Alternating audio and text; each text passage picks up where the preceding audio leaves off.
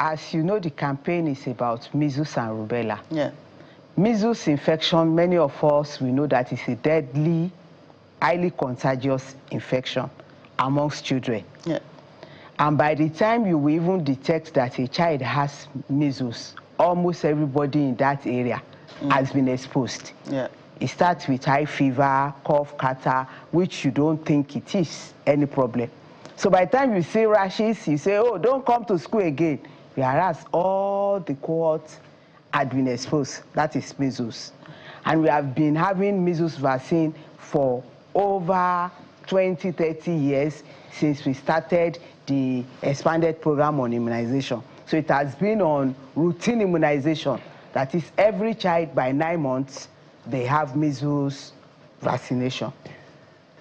And everybody know that once you have that measles vaccination, you are protected from measles infection, which is a viral infection that is very deadly and can cause a lot of disability, like deafness, blindness. Now, what is rubella? Rubella is a viral infection too. However, it's a mild one. It causes mild rash, mild fever, and it doesn't have that high potential of making people think it is something. But for a woman that is just pregnant, which is common that, okay, this woman have a 2 or 3 year old and is now pregnant for the next one. If that woman in the first trimester come in contact with a child that have rubella infection, the unborn child has a risk of having what we call congenital rubella syndrome. Wow. And that's how does congenital rubella syndrome present? You just see she had a child and there is a hole in the heart. How come hole? She has a child and the child cannot see, born blind. She has a child that is deaf, which most people, they will say, he can hear, he cannot hear. Many people don't know that the child has been born congenitally deaf from rubella that the mother came in contact with when she was pregnant. And how does a pregnant, she may not even know.